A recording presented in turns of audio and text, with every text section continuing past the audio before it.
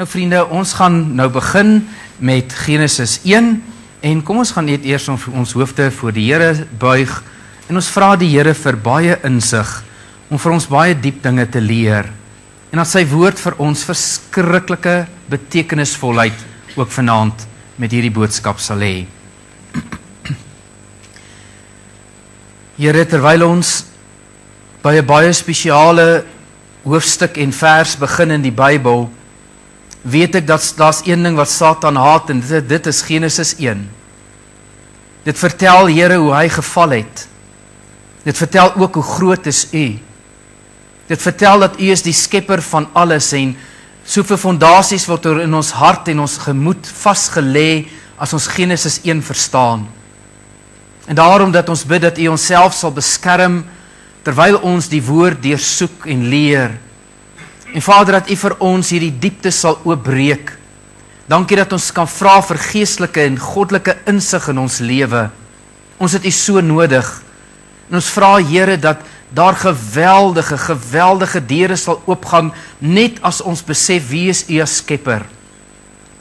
En dat U vir ons sal help, Here, om U te vertrou as hierdie verskriklike groot en wonderlike God. En dat ons sal besef waar die hele wêreld en my eie lewe gaan, as ek U ontdek, as ook die skepper van my eie lewe. Ons eer vir U, mag U groot gemaak word. In Jesus naam, amen. Nou vriende, by hierdie Bybel skool begin ons dan nou by Genesis 1 en dit gaan wees in jou handboek bladsy 16 tot 35. Dit gaan oor die skepping waar die Here alles gemaak het, die sondeval van Satan en ook die herskepping. En jy gaan in hierdie les sien hoe die Here alles gemaak het, die rede waarom hy alles geskep het. Hoekom het God op 'n stadium gesê, nou skep ek? Daar was 'n rede, hoekom God geskep het, en jy mag dit nie mis nie. Jy gaan ook hoor van die orde van God se skepping. Hy het sekere goeders in 'n sekere manier geskep, op 'n sekere tyd. En jy gaan hoor hoe God geskep het. So ons begin nie letterlik net by Genesis 1 vers 1 nie, ons begin by 'n ander gedeelte en dit is Hebreërs 11 vers 1. En nou wil ek jy moet gou mooi konsentreer, moenie dit mis nie. Die hele Ou Testament verstaan jy as jy die Nuwe Testament verstaan. Die twee loop saam. En in die Nuwe Testament kry jy die volheid en die vervulling van dit wat jy lees in die Ou Testament. So al twee moet jy saam kan lees en die een verwys na die ander een en die Nuwe Testament verwys jy ook terug na die Ou Testament toe, soos Hebreërs 11 vers 1. En hoor Hebreërs se wonderlike verduideliking van die skepping. Hy sê daar, die geloof is dan 'n vaste vertroue op die dinge wat ons hoop, 'n bewys van die dinge wat ons nie sien nie.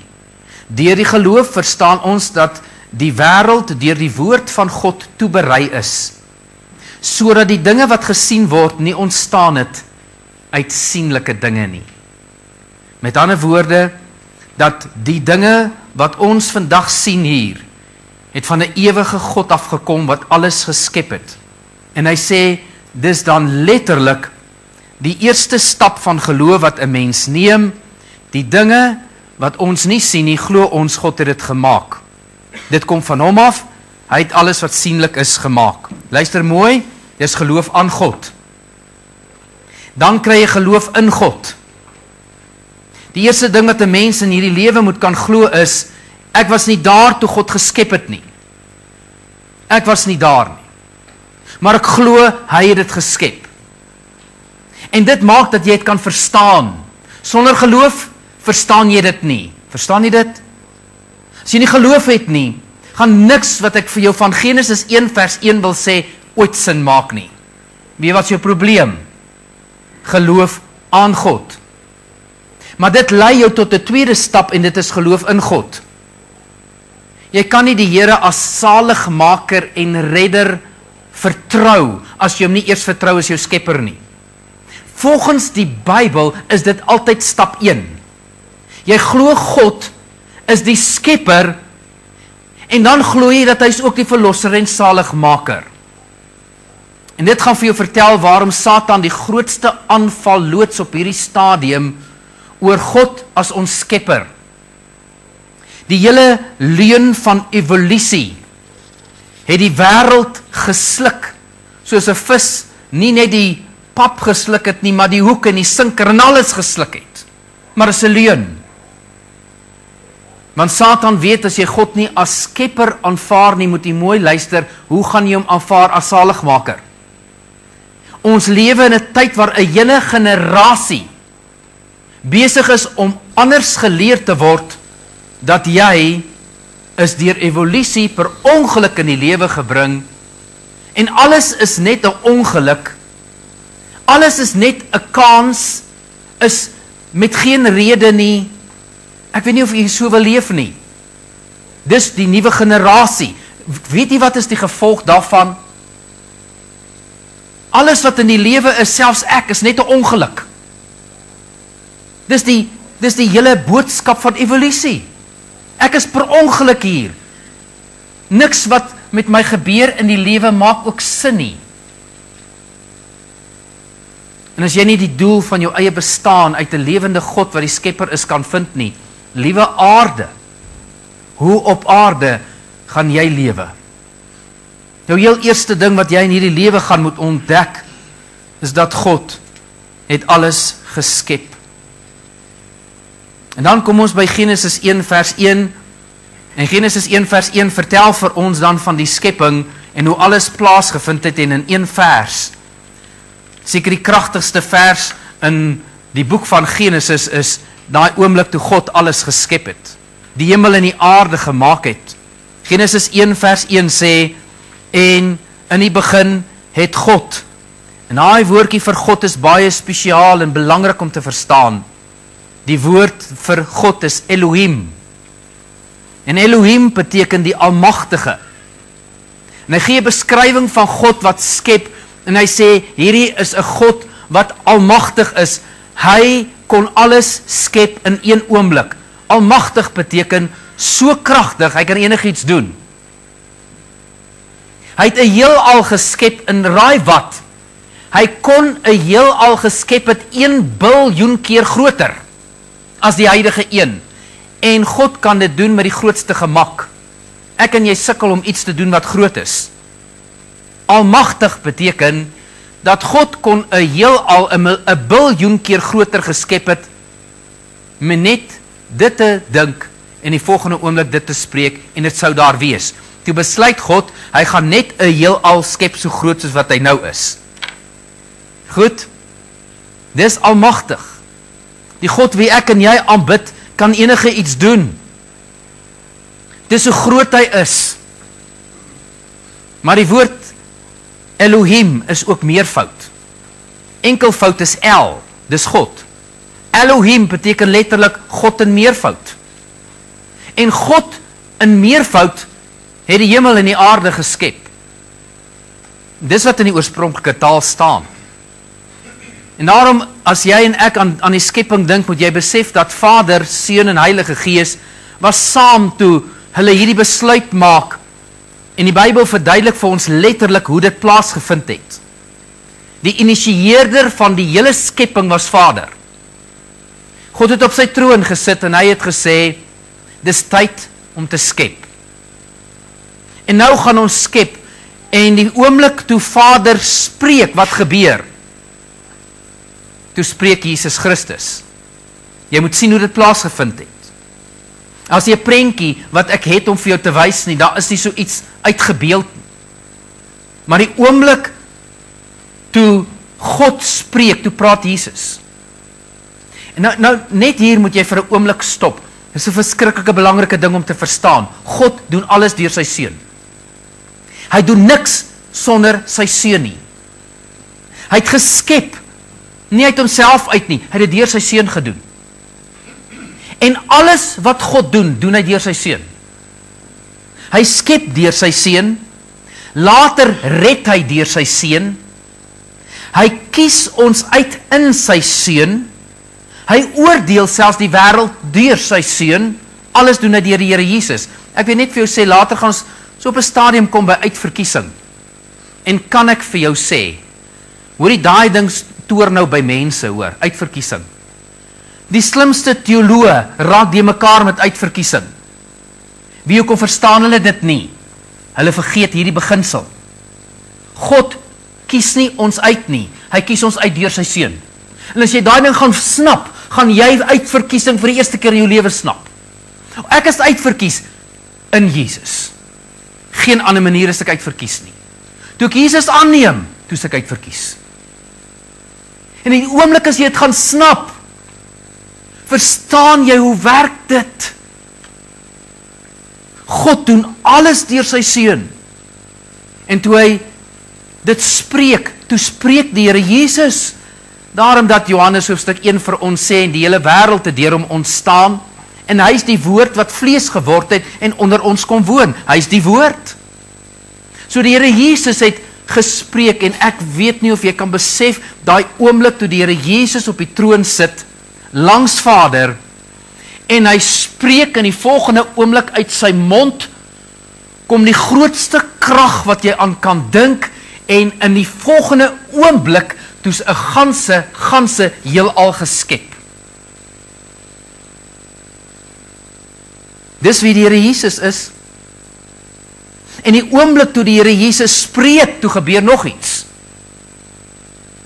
Uit die Here Jesus se mond kom die Heilige Gees. En dis baie belangrik om dit te snap. Waar staan dit in Hebreëus? In Hebreëus is die woord vir Heilige Gees raf. En raf beteken asem of wind of gees. Daar's net een Hebreëse woord vir 3 goed. Die asem wat uit jou mond uitkom, en ons gaan later as ons by die mens kom weer daarby stil staan, toe God die mens skep, en jy gaan jou verbaas oor hoe God die mens geskep het. Dis asemrowend. Maar letterlik toe die Here Jesus spreek, toe hy sy woorde uiter, weet wat gebeur? En die Heilige Gees gaan uit, en daardie asem, daardie wind uit sy mond, is die Heilige Gees wat uitgaan, en die Heilige Gees skep 'n ganse heelal in die volgende oomblik, en ek wil elke keer net vir u sê, en ons verstaan nie die krag van die Heilige Gees. Ons begryp nie wie hy nie. Ons besef nie hoeveel skepingskrag het die Heilige Gees, en later kom ons daarby, as jy gaan sien wat God net in jou en my lewe doen. Hy skep binne in ons eie lewe in. Daarom dat jy in Psalm 104, wat die skepingspsalm is, gaan lees Psalm 104. Jy gaan 'n paar goed in Psalm 104 lees wat eintlik baie interessant is. Een daarvan is vers 30 wat sê, U stuur U Gees uit, hulle word geskape, U maak die gelaat van die aarde nuut. Die Heilige Gees gaan uit, hulle word geskape. Toe die Here Jesus praat, toe word alles gevorm, alles geskep. Nou daar is 'n ander ding wat jy ook moet verstaan. Die Heilige Gees skep in een oomblik, en tog sê die Bybel vir ons, ons is die werke van sy hande. Wat beteken dit? Ek sukkel om dit te verstaan. Of die Heilige Gees het nie net dit geskep en dit daarna moes hy dit vorm. Of die Heilige Gees het dit geskep, moet dit nie mis nie, moenie mis nie. En dalk was dit die Here Jesus wat gegaan het en dit gevorm het. Ek weet nie. Maar iets vertel ek jou, en dit is, dat in die skepping, reg deur alles in die skepping, is God se vingerafdrukke. Jy kan nie na die natuur kyk en nie sien wie dit gemaak het nie. God kon net gesê het, en laat dit daar wees, en dit sou daar wees, maar wat het God gedoen? Hy het dit gevorm met sy eie hand, selfs toe hy jou en my vorm, het hy ons gemaak, en het ons met sy hande gevorm. En later sal ons ook sien, hoe die Here selfs vir jou vorm binne in jou moeder se skoot. Hy weef jou, sê Psalm 139, binne in jou moeder se skoot. Hoe fantasties om hierdie goeters te ontdek. Om vir God as skepper te leer ken is fantasties, vriende. Nie is een teksvers wat vir baie jare al in my eie hart ver bo my denke is. Dit staan in Jesaja 45 vers 7. Verstaan jy God as skepper? Toe hy skep, wat het hy gedoen? Hoor mooi wat staan in Jesaja 45 vers 7. Ek is die Here wat die lig formeer en die duisternis skep. Wat was daar voordat God alles geskep het? Wat was daar gewees? Meeste mense dink, daar was duisternis en toe God skep, toe skep hy lig. Jy verstaan nie. Weet jy wat was daar voor God skep? Niks, daar was nie eens duisternis nie. En dan moet dit nie mis nie. Hier leer jy van die grootste dinge van wie God is en hoe hy skep. Hy het nie net lig geskep nie. Hy het die duisternis geskep. Anders was daar niks. Nou as jy later by Jesaja 45 kom, gaan jy iets leer van God. Hy skep nie net lig nie, hy skep duisternis ook. Hierdie teksvers gaan verder. En hy sê, wat onheil bewerk en duisternis daar bring. Hoor mooi. Meeste mense verstaan nie God nie. Hulle dink al wat die Here doen is, hy bring net goeie dinge oor my lewenspad. God kan nie iets swaar en iets moeilik oor my lewe bring nie. Jy verstaan nie God nie, jy verstaan hom nie as skepper nie. Jy weet nie hoe dit werk nie. En elke keer is daar baie kinders van God, wat as daar iets sleg met hulle gebeur, dan val hulle uit mekaar uit. Weet jy hoekom? Jy verstaan nie wat die Bybel sê van God nie. Hy is die een wat ook moeilike dinge, swaar dinge, ook oor ons lewe toelaat. Hy is die een wat ook onheil skep. Hy het duisternis geskep en hy het lig geskep. Wanneer 'n mens begin leer wie God is, hy is jou skepper, verander jou hele manier van dink oor alles. Jy kom agter dat niks in hierdie wêreld het per ongeluk gebeur nie. Elke ding het 'n doel. En jy kan God vertrou met alles wat oor jou pad kom. En jy begin heeltemal anders oor die wêreld dink. Nou is net een plek in die Bybel waar die woord toeval gebruik word. En dis toe die Filistyne, wat God nie geken het nie. Toe daar die ark by hulle aankom in Samuel se tydperk, toe vra hulle die volgende vraag, hulle sê, hierdie peste en die goed wat ons nou tref, het dit per ongeluk oor ons pad gekom by toeval, of is dit van God af? En as jy die gedeelte gaan lees, gaan jy iets agterkom, daar is nie toeval nie. Dit was bestem, dit was God se hand in die saak. Dis die enigste plek waar die woord per toeval of per ongeluk letterlik gebruik word. Daar is nie so iets nie. Ek en jy aanbid 'n God wat ons lewe beplan, wat dinge oor ons lewe stuur en toelaat, alles vir 'n doel, en in alles kan ek hom vertrou. En jy leer om anders te dink oor God en anders te dink oor die wêreld. Maar Genesis 1 vers 1 gaan vir ons verder, en hy sê vir ons iets baie, baie belangrik. In die begin het God die hemel en die aarde geskape. Eintlik moet die oorspronklike taal staan daar hemele, meervoud. Maar die Bybel sê vir ons dat God het 3 goeders in een oomblik gemaak. In die begin is tyd. Toe skep hy die hemele, dis die spasie. En hy skep die aarde, dis die stoflike, dis materie. En God skep al 3 in een oomblik. Is jy met my? Al 3 in een oomblik. Evolusie is heeltemal uit. Een ding wat jy van God moet verstaan is, alles in een oomblik geskep. Tyd, spasie en materie. En daai goeders is onlosmaakbaar van mekaar. Jy kan dit nie losmaak nie. Jy kan nie iets maak soos materie maak, maar jy maak nie spasie nie. Waar gaan jy dit plaas? Maak dit sin? Jy moet dit iewers plaas. So God moes spasie gemaak het, en hy moes materie gemaak het. En jy kan nie materie en spasie en nie tyd hê nie, want nou het jy 'n plek om dit te plaas, maar wanneer plaas jy dit? So God het in een oomblik tyd, spasie en materie in 'n oomblik geskep, en dit was daar. Volgende ding wat jy moet verstaan, hy is groter as dit. Hy is bokant dit. Hy is nie deel van dit nie. Vir 'n oomblik wil ek hê jy moet besef wie's God. Vir 'n oomblik moet jy snap hoe groot is God. Hy is nie deel van materie nie.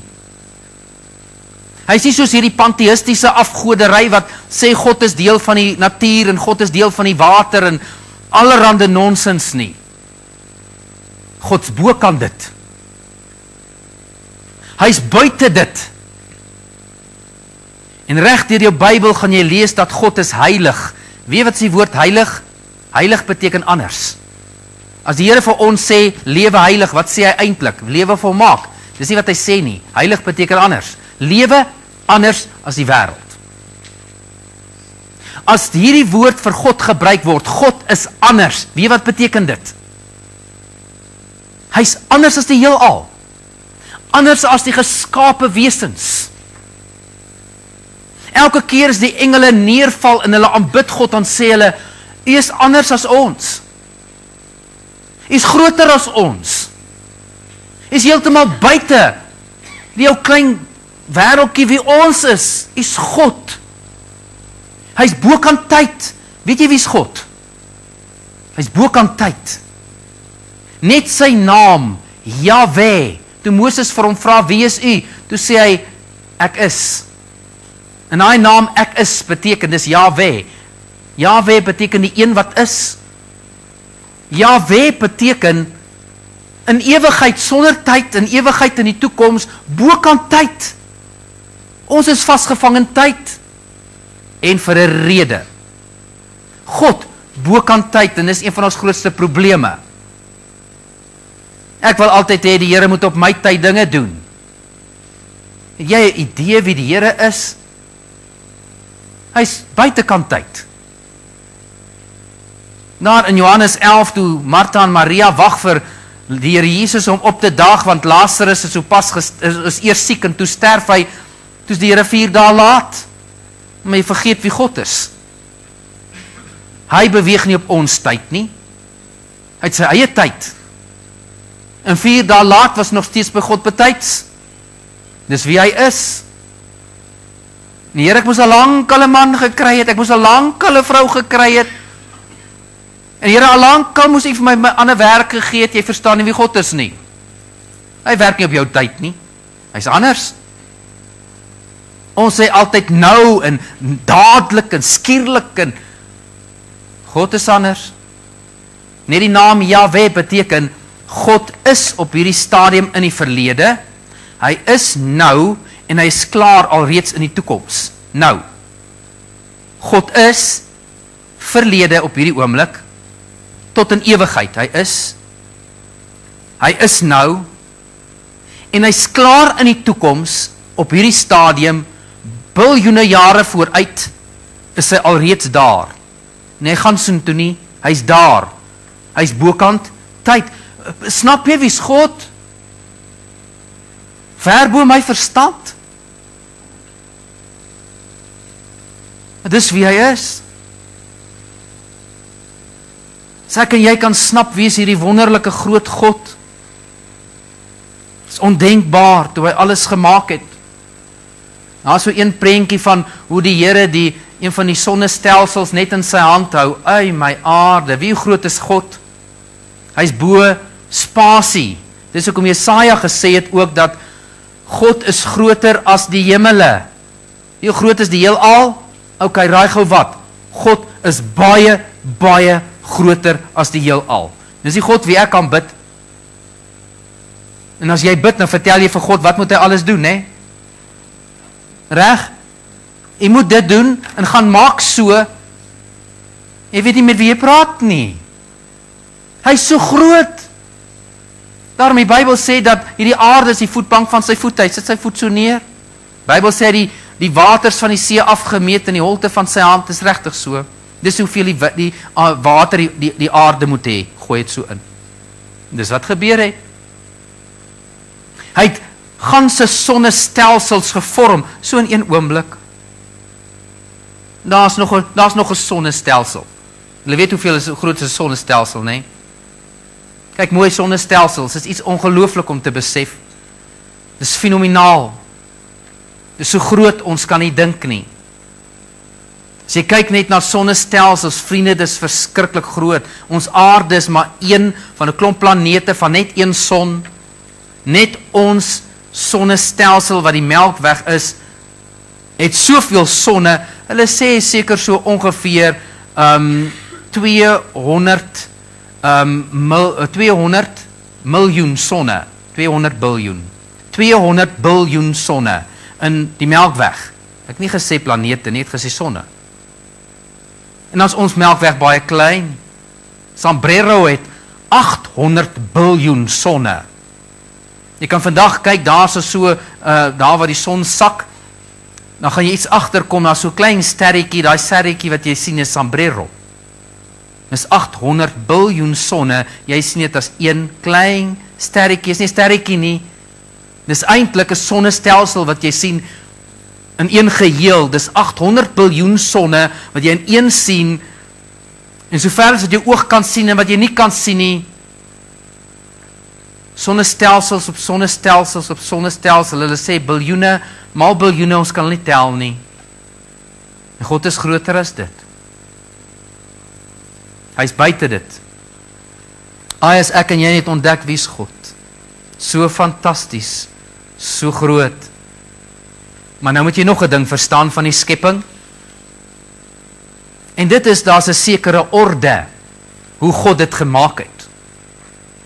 Dit staan nie in Genesis 1 nie, weer eens Nuwe Testament gee vir ons lig hierop. Kolossense 1 vers 15 en 16, hy, Christus, is die beeld van die onsigbare God. God kan jy nie sien nie. Die eerstgeborene van die hele skepping, ek gaan dit eendag verduidelik, as ons daarby kom, dan gaan te veel tyd vat, dit staan Griekse, gee veel presies die antwoord wat dit beteken. Want in hom is alle dinge geskape, wat in die hemele en op die aarde is, sienlik en onsienlik, trone sowel as heerskappye en owerhede en magte, alle dinge is deur hom en tot hom geskape. Waarom het God dit geskep? Vir homself. Hoekom bestaan ek?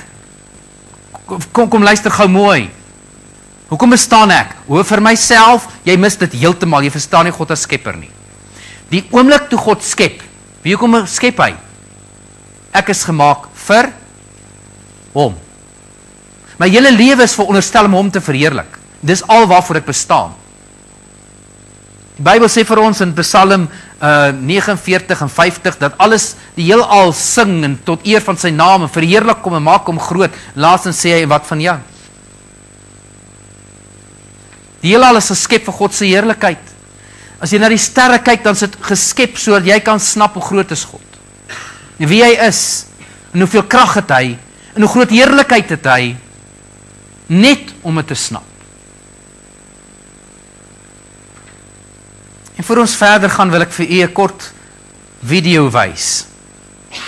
Hierdie gaan vir jou so 'n klein stukkie wys van hoe groot is God werklik. Hoe klein is ons.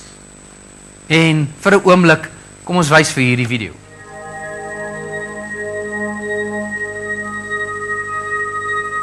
Van een persoon af gaan hy uit.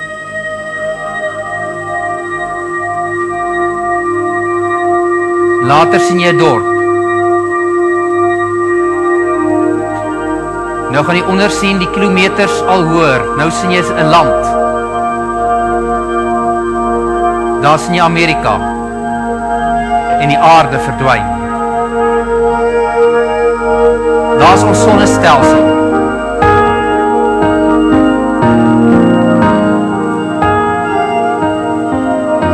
En daar sien jy die son in die middel.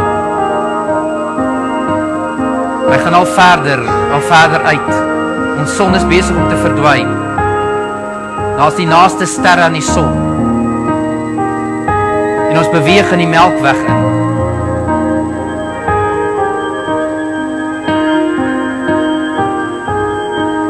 Ver weg is die son, jy sien hom lankal nie meer nie, hy is baie klein.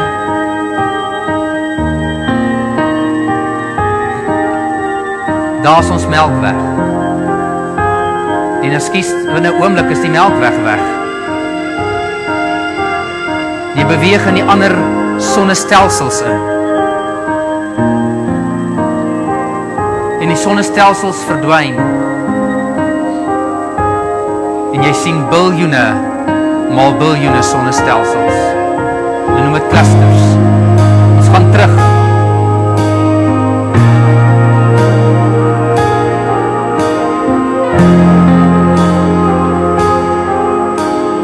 Tot by ons sonnestelsel, ons kry weer die aarde tussen alles. Kyk hoe klein is die aarde.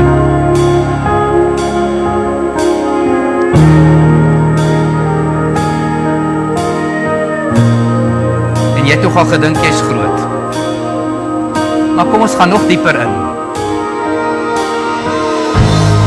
Selfde God het ook die fynste detail geskep. Daar sien jy wit bloedsel, die rooi bloedsel is rondom. Daar sien jy kromosome, die DNA. Al verder gaan ons in.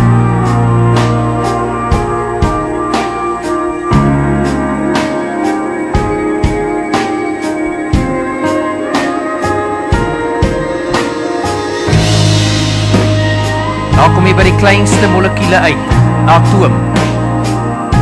Maar die atoom is gemaak van sekere stof. Gemaak van kwark. Is die hele heelal van gemaak. Dieselfde skepper wat die heelal geskep het. Die fynste besonderhede binne in jou en my geskep.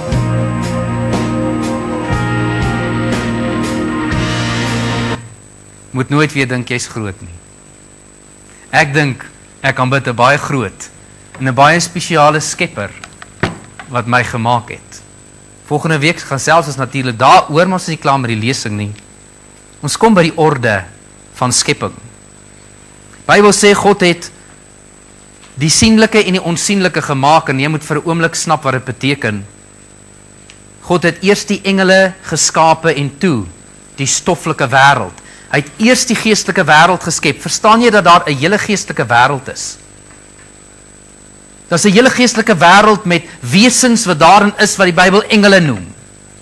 Verskillende soorte engele. Dis letterlik twee wêrelde, die een sien jy, die een sien jy nie. Die onsienlike wêreld bestaan met klank, met kleur, met wesens wat daarin is.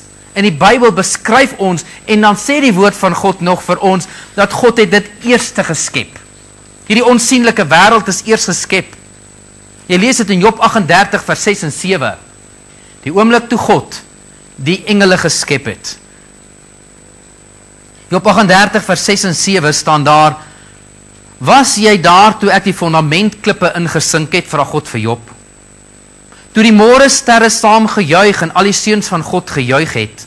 Hoor daar staan.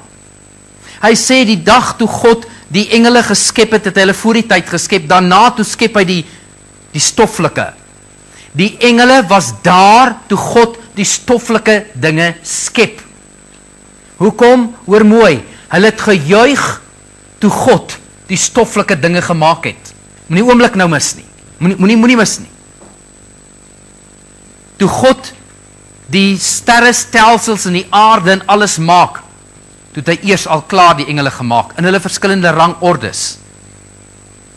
En hulle was die aanskouers van die skepping. Hulle was daai dag daar toe God gesê het, en laat daar 'n heelal wees. Hulle het gekyk. En wat het toe gebeur? Hoor mooi. Toe die môre sterre saam gejuig en al die seuns van God gejubel het, kan jy vir jouself dit indink. Daai oomblik toe hulle sien, ganse heelal word geskep deur God. Toe hulle dit aanskou, die heerlikheid daarvan, hoe het hulle gejuig en bly gewees. Onthou, ek en jy het nie die skepping gesien nie. Ek aanvaar dit in geloof. Ek was nie daar nie. Maar jy moet vir 'n oomblik iets nie vergeet nie. Dit staan in Jesaja 65 vers 17 en 18. Weet jy dat die nuwe hemel en nuwe aarde is nog nie geskep nie? Ek gaan daar wees om dit te aanskou. God bestem dit vir sy kinders, sy seuns, sy dogters. Eendag na alle tye, Jesaja 65 vers 17 en 18. Hoor wat daar staan. Want kyk, ek skep nuwe hemele en 'n nuwe aarde. En aan die vorige dinge sal nie gedink word nie, en hulle sal in die hart nie opkom nie. Jy gaan dieselfde lees in Openbaring 21. En ek het 'n nuwe hemel en 'n nuwe aarde gesien. Daar skep God 'n totaal nuwe aarde, net om vir jou te sê, die Griekse woord vir nuwe is iets heeltemal anders. Dit gaan nie die stoffelike goed wees wat ons nou het nie. Daarom gaan ek en jy 'n verheerlikte liggaam hê wat by daai nuwe aarde gaan pas. Dis baie spesiaal. Ek gaan nie 'n gewone net verheerlikte liggaam hê nie, ek gaan 'n liggaam wees soos Jesus Christus se. Sodat dit op 'n aarde kan gaan bly wat ons nog nie gesien het nie, iets heeltemal anders. Net die Griekse woordjie van Openbaring 21 vers 1, 'n nuwe hemel. Daai Griekse woordjie is iets heeltemal anders. En raai wat? Ek gaan daar wees. Jesaja 65 sê vir my, daai dag as God 'n nuwe hemel en aarde maak, is ek daar. En ek gaan dit met my eie twee oë sien. En ek gaan sien hoe spreek hy 'n totale heelal. Ek weet nie hoe groot gaan dit wees nie. Ek weet nie hoe gaan dit lyk nie. Ek weet dit gaan baie mooier wees as hierdie goed wat ons nou gesien het. Ek gaan daar wees, ek gaan dit sien. En wat gaan ons doen? Hoor wat daar staan. Kyk, ek skep 'n nuwe hemel en aarde, en die ou dinge sal nooit weer gedink word nie, en hulle sal in die hart nie opkom nie. Maar wees julle bly en juig vir ewig oor dit wat ek skep. Wees julle bly en juig vir ewig. Weet jy dat ons gaan 'n ewigheid lank juig oor daai oomblik toe ons sien hoe skep God die nuwe hemel en nuwe aarde en alles wat daarin is in 'n oomblik. Ons gaan 'n ewigheid lank juig en bly wees. Want kyk, ek skep Jerusalem om te juig en sy mense om bly te wees. Wonderlik hoe ons daar gaan wees en ons gaan dit dan sien. Nou glo ek dit. Eendag gaan ek dit sien. Hoe klink dit? Moet net mis nie. Sorg jy is daar. Het gaan fantasties wees. Ek wil net vir jou noem, God skep nog steeds. Weet jy dit? Hy is die skepper. Weet jy dat elke sekond word nog sterre gevorm? En God gee vir elkeen name. Baie interessant, ons gaan by die volgende week daarby kom. Maar weet jy dat elke ster, elke sekond is daar nog 'n ster. God vorm tot op hierdie stadium nuwe sterre. In sterrestelsels, elke sekond is daar nog een. Weet jy dat God skep elke keer as daar iets gebore word? Dan skep hy weer. Hy is hierdie ewige skepper, so kragtig, so groot, so wonderlik. Die Bybel sê vir ons, die Here die aarde geskep, maar ook 'n meervoud die hemele. Daar's 3 hemele. Ek wil nie te veel ingaan op die detail nie, ons kom later daarby. Maar as 3 hemele, 2 Korintiërs 13 vers 2 en vers 4. Die eerste hemel is die wolke hemel, die tweede hemel is die sterre hemel, en die derde hemel is die troon van God. Ek dink nie dis wat hy geskep het op die eerste dag nie. Ek dink dis wat hy al lankal gehad het, hy die tweede en derde hemel geskep. En toe skep hy die aarde. En die woordjie aarde hier is ge. Die Hebreëse woordjie is ge. En dis 'n probleem. Hy het die hemel geskep, hemele, meervoud. Toe skep hy die aarde, en die Griekse woord, die Hebreëse woordjie is ge, droë grond. En dis wat dit beteken. En nou as jy vers 2 lees, en die aarde was woeg en leeg en duisternis was op die wêreld vloed, toe is daar 'n vloed. Dis 'n probleem. Met ander woorde, as jy lees Genesis 1, hoe God alles geskep het, en vers 2 lees jy van 'n watervloed en alles is vernietig, dan kom jy agter iets het gebeur. Wat het gebeur? Daar was 'n tragedie wat plaasgevind het. En dit bring vir ons by een van die grootste vraagstukke wat elke kind van die Here vir homself moet uitmaak, en jy gaan self die besluit maak, wat een glo jy aan? Dit is 'n jong aarde of 'n ou aarde teorie. Sorry, as jy die Bybel begin lees, gaan jy agterkom, jy kan soms kies. Party ouens glo dit so, ander ouens glo dit so. Ek gaan vir jou sê waarin ek glo. Net en toe vra iemand vir my, hoe oud is die aarde? Toe sê ek vir hom, dis hoekom hier is vanaand. Daar's mense wat glo aan die jong aarde teorie. Wat is die jong aarde teorie? Jong aarde teorie sê vir ons dat alles is letterlik net 6000 jaar oud. Daar's mense wat glo dat alles is net 6000 jaar oud. Adam en Eva is gemaak, die duiwel in dieselfde tyd. En net voor Adam en Eva val, toe val die duiwel. Nou vir u wys, wat is my antwoord?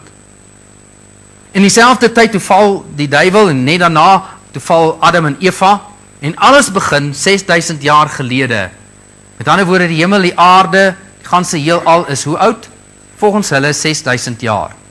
In jou boek gaan jy ook agterkom in jou handboek dat ek beveel aan, gaan luister maar na Kent Hovind.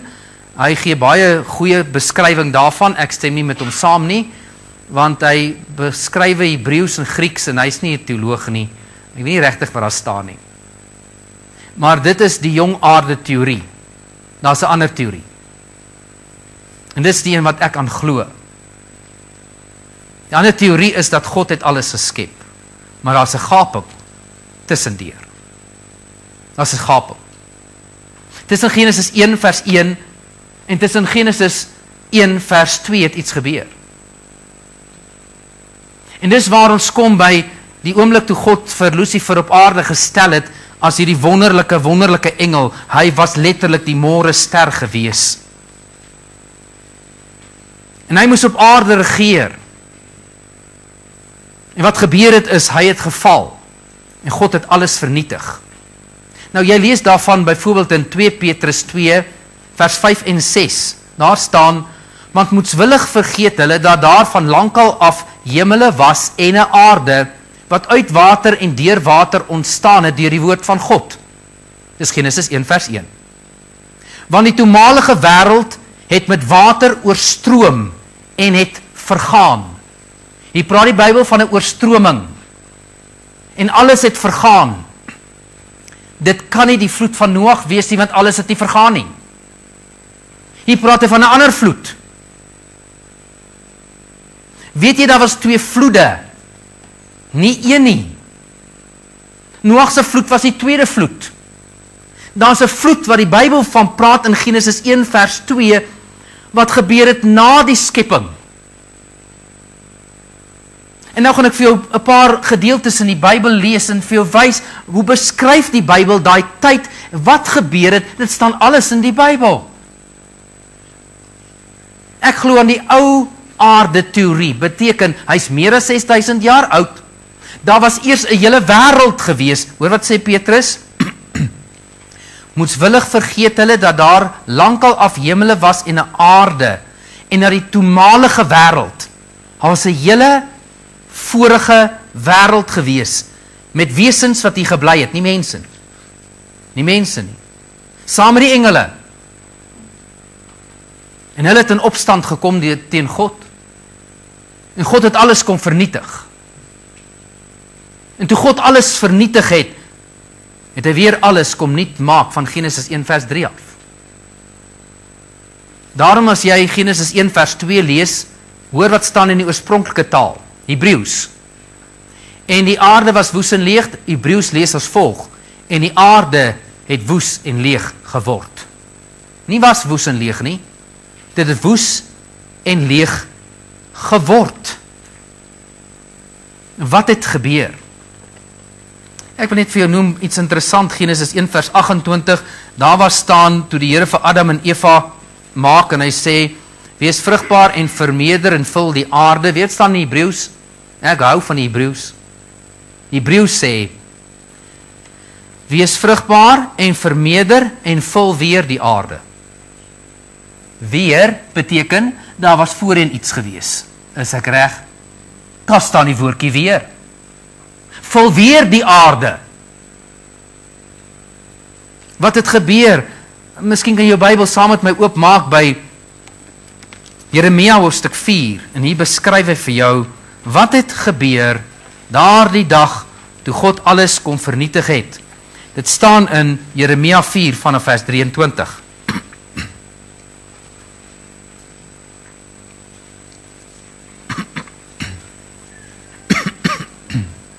En kyk wat beskryf hy in Jeremia 4.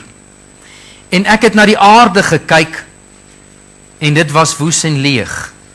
En ook na die hemel, en sy lig was daar nie. Wat beskryf hy? Genesis 1 vers 2. En ek het na die berge gekyk, en hulle het gebewe. Kan jy sien, is voor die sondvloed? Die eerste sondvloed. Daar is die berge nog daar. En al die heuwels het geskud. Hy sien hoe God besig is om hierdie hele beskawing te vernietig. Kyk vers 25. En ek het gekyk en daar was geen mens nie. Moenie dit mis nie. Genesis hoofstuk 1 vers 26, vir die eerste keer is mens geskep. Hier was nie mense nie. Daar was geen mens nie. En al die voëls van die hemel het weggevlieg. Daar sê, daar was nie voëls nie, wat staan daar? En die voëls het weggevlieg. Wat was daar? Voëls. Reg. Vers 26. En ek het gekyk in die land van tuine. Was 'n woestyn. Kan julle sien die woorde van Genesis 1 vers 2 en die aarde het woes en leeg geword? Hier beskryf hy dit. Hy beskryf dit as die land van tuine. Dit was 'n land van pragtige skoonheid. En al sy stede was afgebreek voor die Here, voor sy toorngloed. Wat was daar? Stede. Dit sê die Bybel. Dit was wat gewees, afgebreek. Voor God se toorngloed. God het in toorn ontvlam. Dis wat hier staan. Iets het gebeur en God het so kwaad geword. Hy het alles vernietig, sê die Bybel, en het toe later met water oordek. Daar was nie eens meer lig nie. Vers 27 mag jy nie mis nie, want so sê die Here, die hele land sal 'n wildernis word. Dit gaan so word, alhoewel ek daar geen einde aan sal maak nie. God sê, ek gaan nie alles volkome vernietig, is nie klaar nie. Ek het weer 'n plan. Maar hier kom ek en ek vernietig alles. Alles kom tot 'n einde, ek vat die lig weg en alles sou sterf. Ok, wat het gebeur? Die Bybel verduidelik vir ons dit in detail. Blaai verder in jou Bybel na Jesaja toe. Jesaja 14. Jy kan letterlik lees so vanaf vers 9.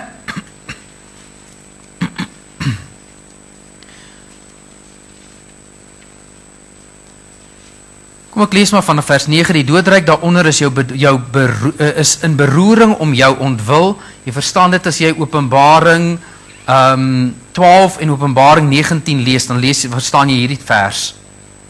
Jou koms tegemoet. Satan is op pad na die doderyk toe. Het staan hier so in Jesaja 14 vers 9. Dit wek om jou ontwil die skimme op al die bokke van die aarde.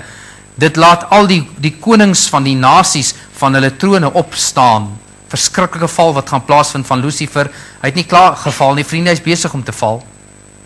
Hy het een keer geval, die Bybel sê as 'n paar keer wat hy val, al verder, tot hy later in die doderyk sal val, tot hy later in die poel van vuur sal val. Ook hulle hef almal aan en sê vir jou, ook jy het kragteloos geword soos ons. Jy het soos ons geword. Jou trots is neergewerp in die doderyk, die gedruis van jou harpe. As gaan nou daarby kom, onder jou is wurms as 'n bed gesprei, die maaiers is jou bedekking. Van Jesegiel 28 lees, wat was sy bedekking?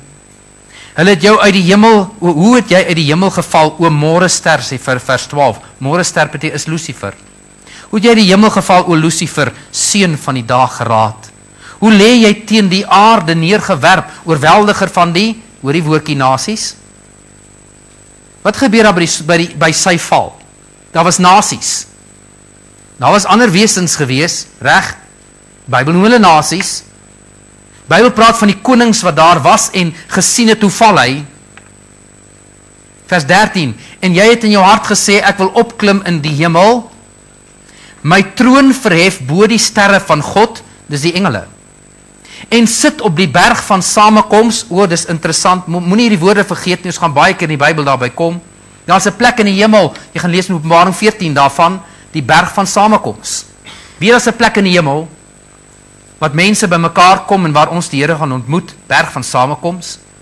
Weet jy, ons gaan nou daarvan ook lees in Esegiel 28, daar's 'n plek op aarde, wat die Here ook daar gestel is, wat hy mense ontmoet, is 'n berg.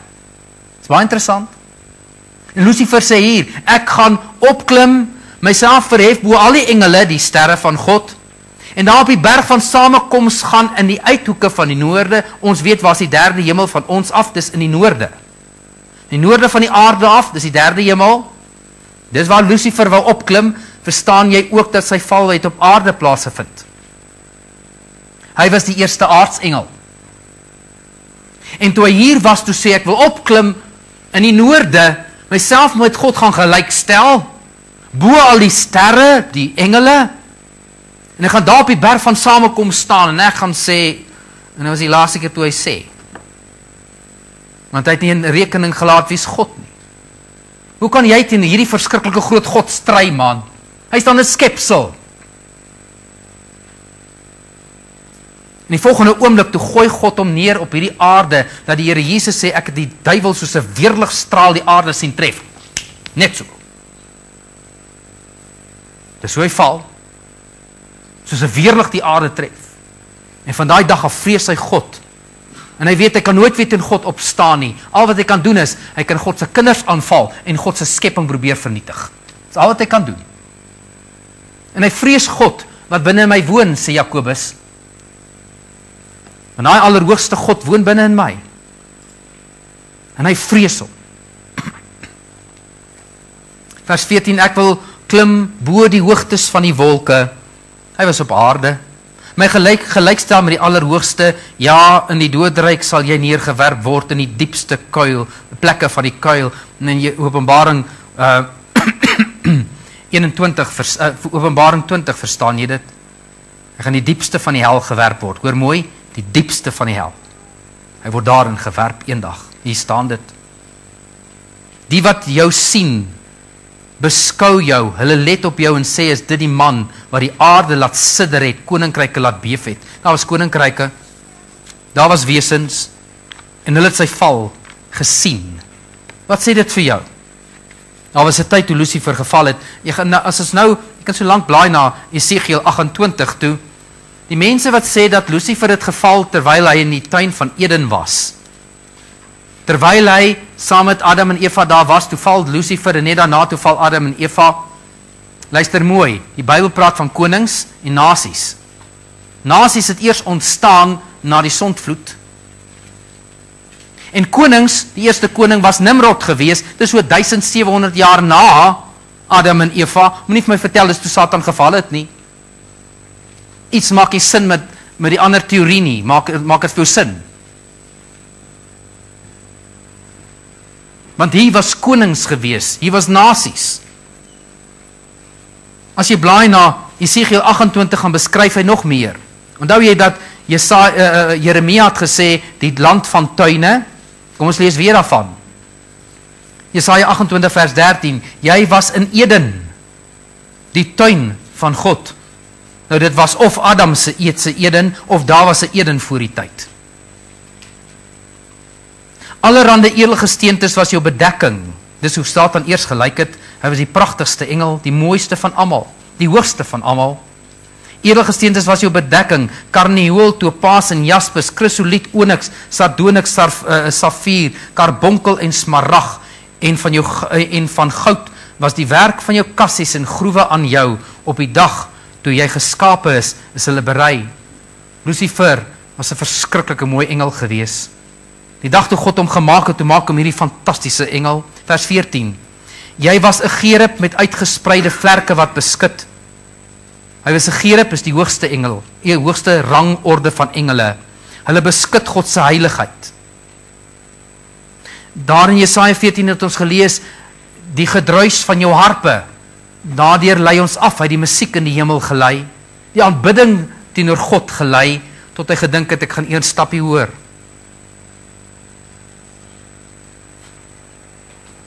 En ek het jou gestel op 'n heilige berg. Nou is hy op aarde. En daar was 'n heilige berg gewees, net 'n oomblik ook. Nou vriende, ek gee vir u baie goed wat ek glo deur jare ek in die Bybel raak gelees het en hierdie goeters net kon sê, maar dis wat daar staan. Hier staan 'n heilige berg, met ander woorde, daar was 'n heilige berg. Daar was 'n Eden voor Adam en Eva se Eden. God het dit net weer gemaak. Hy het weer kom herskep. Daar was 'n Eden voor die tyd. Daar was 'n land van tuine. Daar was wesens, daar goed is vernietig.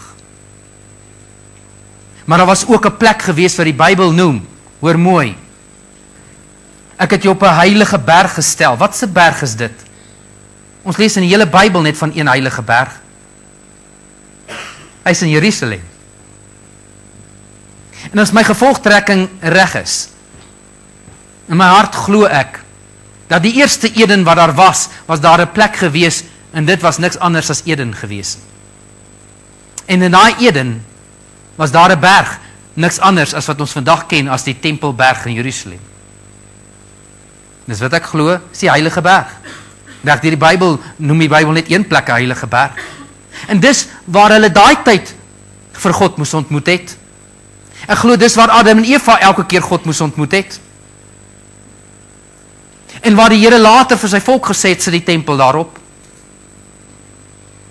Gaan later vir jou wys, vir alles ons by Exodus kom, met die oprigting van die tempel, die tabernakel, later die tempel, vir jou baie interessante goed wys. Daar's 'n steen op die Tempelberg, weet jy daarvan? Een groot klip, een steen. Later gaan ek vir die prente wys. Dit is niks anders as die skeppingsteen nie. Al die Jode gaan vir jou vertel as 'n skeppingsteen. En God het op daai steen gestaan toe hy vir al die mens maak. Baie interessante goed, ons gaan weer daarby kom. Weet een ding, daar was 'n heilige berg in die tyd van Lucifer, toe hy die mooi engel was. Daar moes hy elke keer vir God ontmoet het, totdat hy in rebellie teen God opgestaan het, en toe dryf die Here hom van daar die heilige berg af. 'n God was jy het gewandel tussen vuurige gesteentes, jy was volkome in jou weë van die dag af dat jy geskape is, totdat daar ongeregtigheid in jou gevind is. Wat het gebeur? Weens die grootheid van jou koophandel, het hulle jou binneste met geweld gevul, en jy het gesondig, omdat ek jou as onheilige van die Godeberg afgedrywe het, en ek het jou tussen die vurige gesteentes uitvernietig, o Gerub wat beskut. Ek wil nie te veel daarop ingaan nie, my tyd is beperk, maar die Bybel praat van 'n koophandel en die onreg van sy koophandel. En nou wil ek iets sê, baie later in ons Bybelstudies gaan ons by iets interessant kom. Baie mense sê, maar hierdie gedeelte praat van die koning van Tyrus. Dis nie die duiwel wat hy van praat nie. Ok, wag 'n oomblik. Jesaja 14. Die Bybel sê, en hoogmoedig het jou hart geword, jy het gesê, ek wil opklim in die hoogte. Daai gedeelte. Praat hy van Lucifer daar? In sy val? Beslis. Ja, almal stem daaroor saam. Ok, hy praat eintlik daar van die koning van Babylon. Iets moet jy gou verstaan. Iets moet jy gou verstaan. Baie keer in die Bybel praat die Bybel van 'n goddelose koning of 'n goddelose man, en dan ewe skielik slaan hy oor na iemand wat net soos hy was. En wie is dit? Dieselfde goed gedoen het as hy, Lucifer, of die Antichrist. En dieselfde vind jy ook weer in die Bybel, is baie interessant. As die Bybel gaan en hy praat van Dawid, en Dawid het hierdie ding deurgegaan, dan slaan hy oor na die Messias toe. En dit gaan jy oor en oor in die Bybel vind. Hierdie gedeelte beskryf die koning van Tyrus, maar raai wat? En daar was iemand net soos hy. En wat dieselfde goed deurgemaak het, en weet jy wie is dit? Lucifer. Net soos hierdie man 'n ongeregtige koophandel gehad het, in die tyd toe Lucifer hy was, toe kom sy val deur geld. En hy raak hoogmoedig in homself. Vers 17 sê, hoogmoedig het jou hart geword oor jou skoonheid. Jy het jou wysheid verderwe weens jou glans. Weet staan daar? Daar staan, Lucifer het al sy wysheid verloor. Halleluja.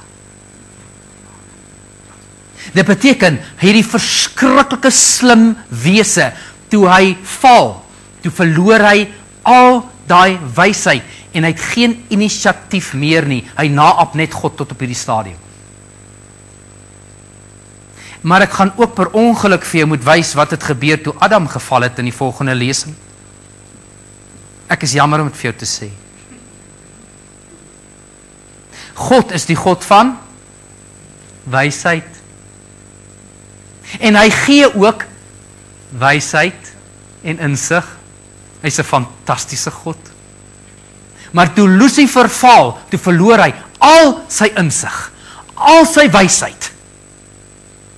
En al wat hy kan doen is om God te naap. En ek wil jou een ding vertel, vandat ek by Jesus uitgekom het, weet wat het God, wat gee hy my? Inisiatief. Ek kry inisiatief van God af, wat fantasties is. Hy gee vir jou planne, hy gee vir jou idees, wat hemelsgebore is. Dis inisiatief. Wie hoekom? Dis wie God is, herstel inisiatief in jou. Duiwel het dit nie, hy naap net God. Dis al wat hy het. Dit is wonderlik, wonderlik om hierdie gedeeltes te sien. Met ander woorde, daar was 2 tuine van Eden, is ek reg? Daar was 'n tuin van Eden voor die tuin van Eden. In die tyd toe Lucifer op aarde was, daar was 'n berg van samekoms voor die tyd, daar was 'n berg van samekoms na die tyd. God het dit weer kom herskep. Dis wat Jeremia vir ons sê. Hy sê, die Here het gesê, ek gaan nie einde daarin maak nie, ek gaan weer herskep. En die Here het gekom. En dis waar jy Genesis hoofstuk 1 vers 3 kry. Die aarde het woes en leeg geword, en ek hoop het maak vir jou sin. Ek hoop jy verstaan, die hele val van Lucifer wat daar gebeur het, en toe word hierdie wêreld duisternis. Alles was donker. Alles was 'n gemors gewees. Totale wanorde, geen lewe nie. En die volgende ding wat gebeur is vers 2. En die gees van God het gesweef op die waters. Nou, hoe lank tussen die val van Lucifer en die herskepping, het ons nie 'n idee nie. Niemand het 'n idee nie. Maar ons weet een ding, en dit is dat die Heilige Gees het gekom en hy het gesweef op die waters. Die Hebreëus hier is nie sweef nie, maar broei. Soos 'n voeltjie gaan broei op haar eiertjies, wat doen sy met die eiertjies? Sy maak hulle warm. As die son weg is, wat gebeur met hierdie wêreld? Dit was chaos, dit was duisternis en alles het gevries. En die eerste ding wat die Heilige Gees kom doen is, hy kom sweef op hierdie aarde en hy begin met letterlik om hierdie oseane te smelt. Hierdie harde, dooie, koue wêreld begin hy warm maak, sodat God kan begin werk. En God begin weer oor. God gaan weer wesens skep. En hierdie keer 'n wese skep wat so wonderlik is, wat hy later die mens gaan noem. Kom ons kyk hoe die Here dit maak. Bybel sê vir ons, die Heilige Gees sweef op die waters. Onthou, die Heilige Gees is die een wat alles kom herskep. Hy het in die begin geskep, hier kom hy weer, en hy herskep weer alles. En God het gesê, laat daar lig wees, en daar was lig.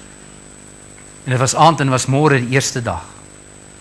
So die oomblik wanneer jy kom by Genesis 1 vers 3, dan glo ek aan 'n ou aarde. Toe God hierdie 7-dagse skepping doen, toe was daar alreeds 'n wêreld wat vergaan het, en herskepping wat plaasvind. Nou wil ek hê jy moet iets baie interessant luister. 'n sondeval vind plaas. God kom herskep alles, reg? En hierdie het 'n geestelike beeld geword deur alle eeue heen wat God kom doen in 'n mens se lewe. Presies dieselfde wat hier plaasgevind het, is letterlik die evangelie.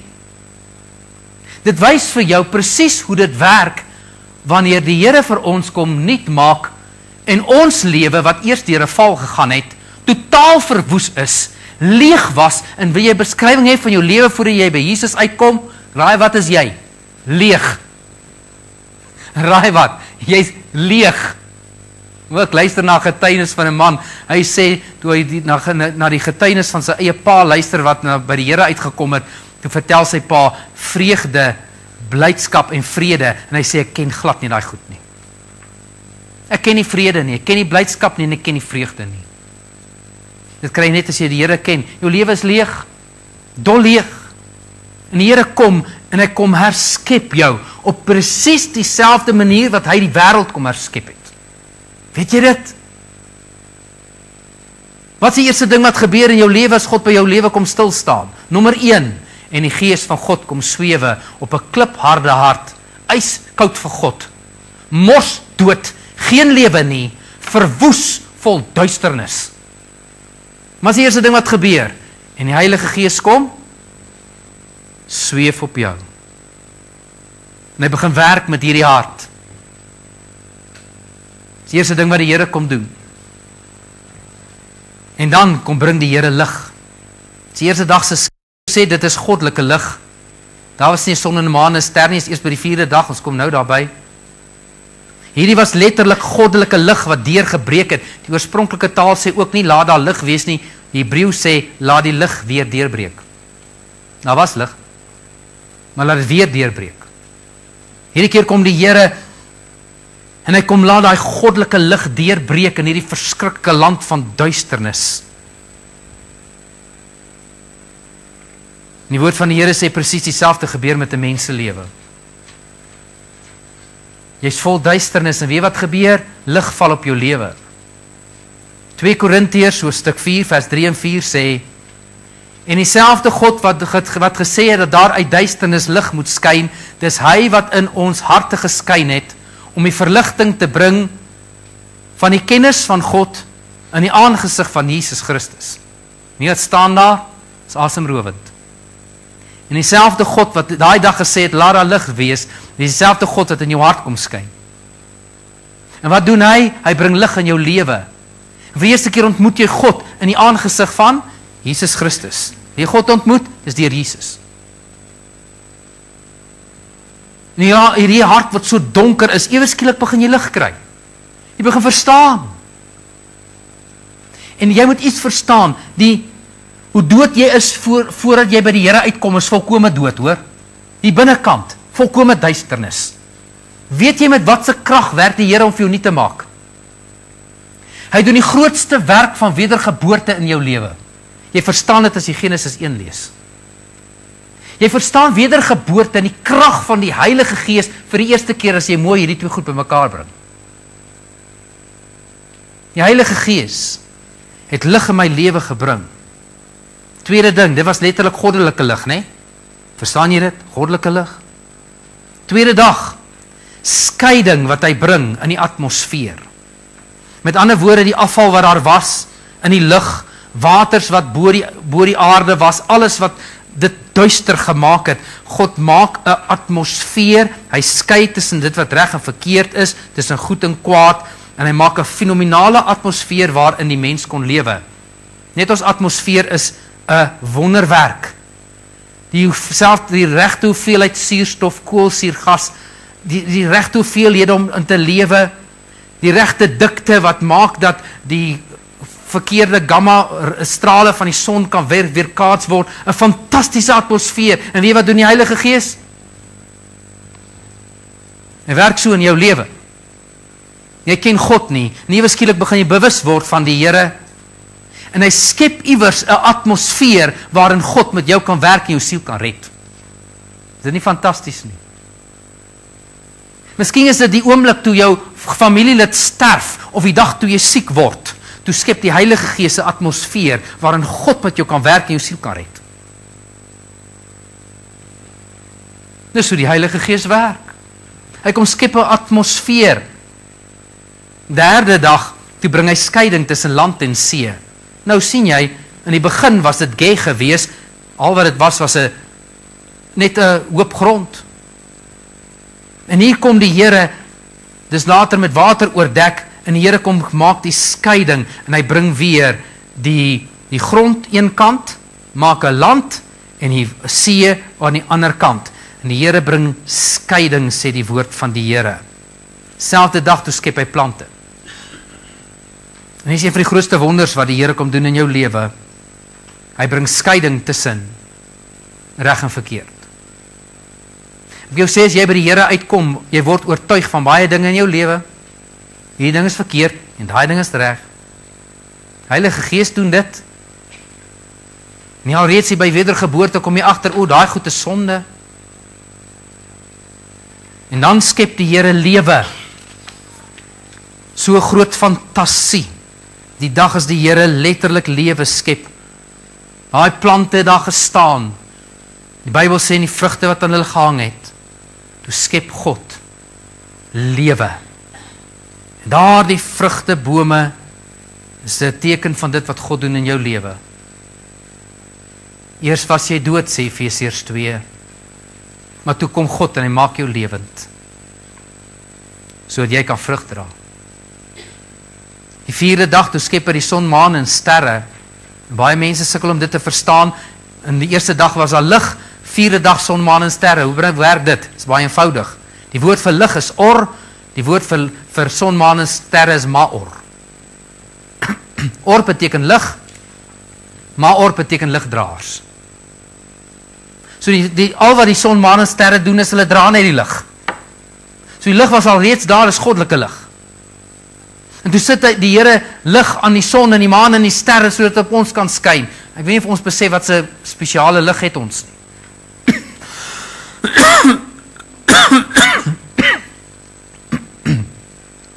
Sodat daar tyd kan wees, dag en nag en jare. En julle weet dat die Hebreëse kalender werk net op die son, maan en sterre. Ons het 'n hele ander kalender, ons werk op die son, maan en sterre nie. Hebreëse kalender, son, maan en sterre. Weet wat kom skep die Here in jou lewe van die dag af wat hy jou siel red? Tyd. Vir die eerste keer ontdek jy, my lewe is net so kort. En tyd gaan verby. En ek het nie lank om baie vir God te doen nie. En ek kan nie nou nog iewers rond lê nie. Ek het lewe gekry. En nou besef ek hoe nodig dit geword het om vir God en sy koninkryk iets te begin doen. Tyd. In die 5de dag skep die Here al die see diere en al die voëls in die hemel. Daar sê ja, op die 5de dag. Voëls en die see diere. En daar was een ding gewees, as jy kyk na lewe, bome was daar, maar die bome staan daar. Die blommetjie staan daar, né? As geen beweging nie. En toe skep God beweging. Hy gee tyd in jou hart, en wie was die volgende ding wat hy doen? Hy skep beweging. En jy begin vir die Here praat, en jy begin vir die Here doen. Die Bybel sê, en dit was 'n gewemel gewees.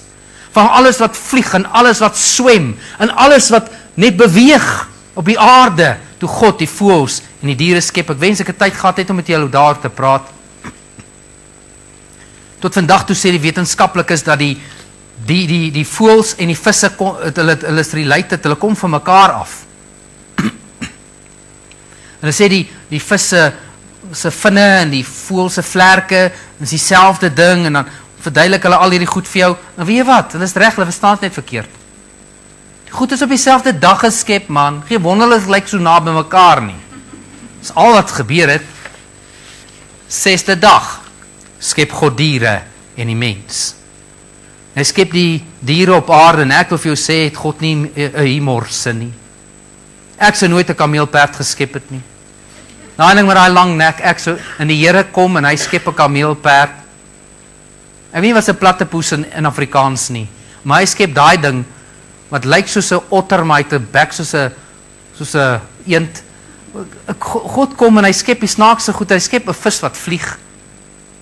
Hy skep voëls wat swem.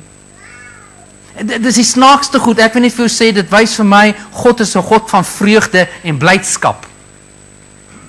'n God met 'n vreeslike humorsin. Partykeer moet ons net in die spieël gaan kyk en sê ek, ja, Here, dit net regtig so. Hy skep 'n pou met die mooiste vere. Ek kan nie dit so aantrek nie. Ek nou vir jou sê, as ek blou en groen aantrek, wie gaan ek lyk? Maar 'n pou het blou en groen en daai vere, en dit lyk pragtig. Dit is fantasties gemaak. Net om vir jou te noem, hulle sê die pou, die wyfie hou van die mannetjie met die grootste stert. Een met die mooiste stert, grootste stert, sê hy like hom. Maar dis juist die mannetjie se ondergang. Want sien, die mannetjie met die grootste stert word die eerste uitgevang deur al die ongediertes.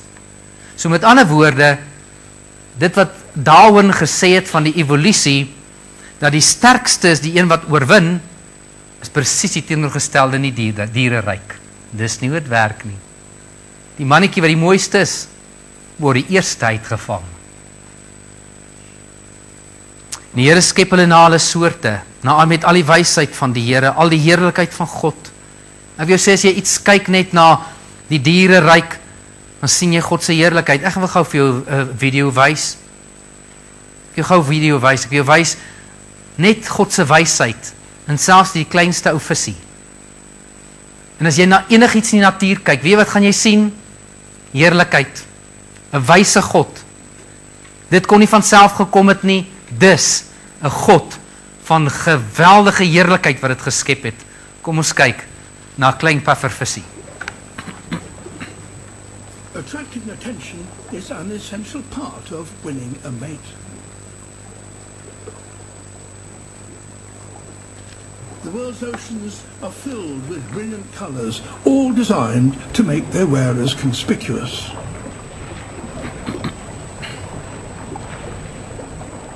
Unfortunately, this small Japanese pufferfish is dull, almost to the point of invisibility. But to compensate, he is probably nature's greatest artist. To grab a female's attention, he creates something that almost defies belief.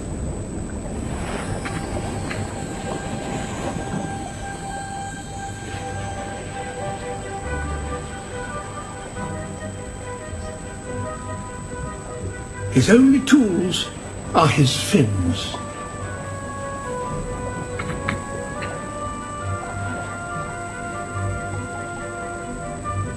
In his head, a plan of mathematical perfection.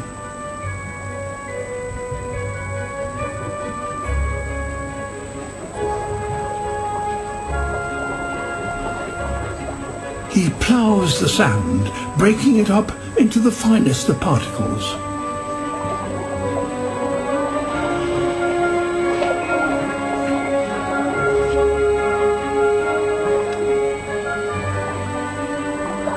These shells aren't just rubbish to be removed. He uses them to decorate the bridges of his construction.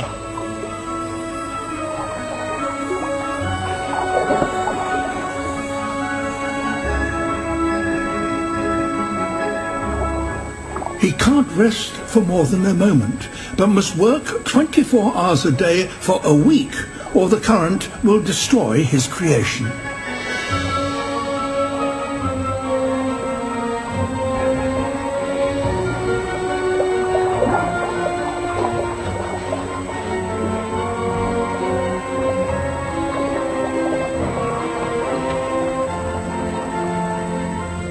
A final tidy up, and his masterpiece is complete.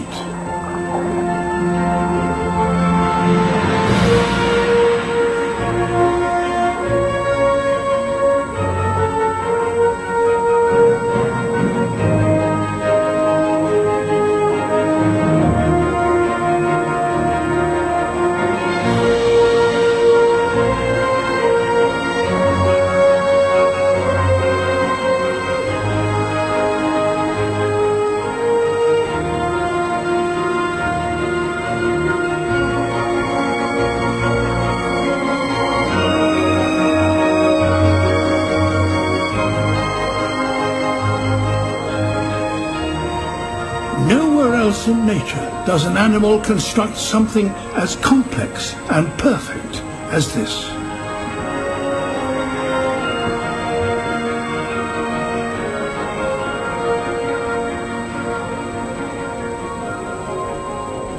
If this doesn't get him noticed, nothing will.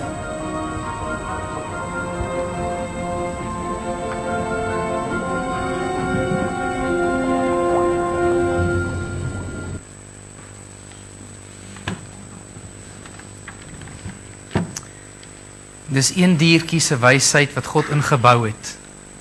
Kan dit net per toeval wees? Ek wil net vir jou een ding sê, maak nie saak na watter dier, watter voël, watter vis, watter ding jy na toe gaan wat lewe nie. Al hierdie wysheid en heerlikheid is ingebou in daardie diertjie. Sodat ek en jy kan sien hoe groot is God, hoe wys is hy, hoe slim is hy, hoe groot is hy. As een ding wat die Here by ons wil uitbring, liewe vriende, hoe wonderlik het ons Skepper gemaak, alles wat hy gedoen het. Natuurlik, en daarmee sluit ek af, toe God vir Adam en Eva skep, toe skep hy ook die dinosourusse. Met ander woorde, die dinosourusse het in die tyd gelewe van Adam en Eva af. Nie voor die tyd nie miljoene jare gelede nie. Ons sal nog vir u baie daarvan wys in die Bybel, want oralste in die Bybel gaan jy daarmee te doen kry.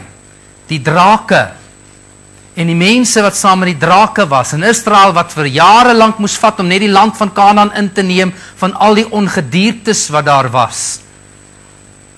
Baie keer lees jy hoe Israel gestaan het teen hierdie verskriklike drake. Dis in die Bybel baie keer wat die woord van die Here daarvan praat. Wat sê die woord van die Here? Die dinosaurus het gelewe in die mense tyd. Vriende, daarmee wil ek afsluit. Dis net vir jou so 'n stukkie van 'n inligting oor God as skepper. Genesis 1, die hoofstuk. Ons kan volgende week stil staan, die dag toe God die mens skep, was dit sy grootste skepping van alles. Maar jy moet iets ontdek. Jou denke gaan verander as jy besef wie's God. As jy snap wie's God as skepper, dink jy nooit weer dieselfde nie. Jou hele lewe word omgekeer as jy weet wie jou gemaak het. En mag dit wees dat jy opnuut sal ontdek die grootheid van God. Die feit dat jy geskep is vir sy heerlikheid. Dat jy geskep is sodat hy verheerlik kan word. Dis hoekom jy daar is. Dis die enigste rede. En dat jy sal ontdek dat hierdie ewige skepper is op die ou einde ook my redder. Vriende, ons gaan afsluit en 'n gebed doen. Mag die Here vir jou opnuut weer sy grootheid wys, vir jou seën met net die ontdekking van dit wat die Here in ons lewe kom doen. Kom ons maak ons oë toe. Here, baie dankie, dis heerlik om net weer eens u te ontdek. Baie kere in my lewe moes ek gaan stil staan het, Here, by hierdie ongelooflike, wonderlike feite. Elke dag wil ek vir u sê, Here, dan sien ek weer eens u hande werk. Ek kan nie hierdie lewe stap en 'n goggaatjie sien en nie besef wie's my groot skepper nie. Ek kan die wonders van hierdie lewe nie verbystap om vir u te kan sê dankie nie. Maar Here, hoeveel te meer as ek kyk na my eie lewe, hoeveel genade het u dat u my kom hermaak het, my kom nuut maak het.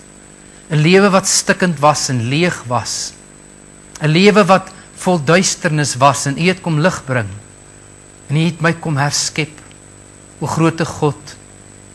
En hoeveel woorde kan ons net vir u sê dankie. Dankie vir wie u is, ook my skepper en my verlosser. Amen.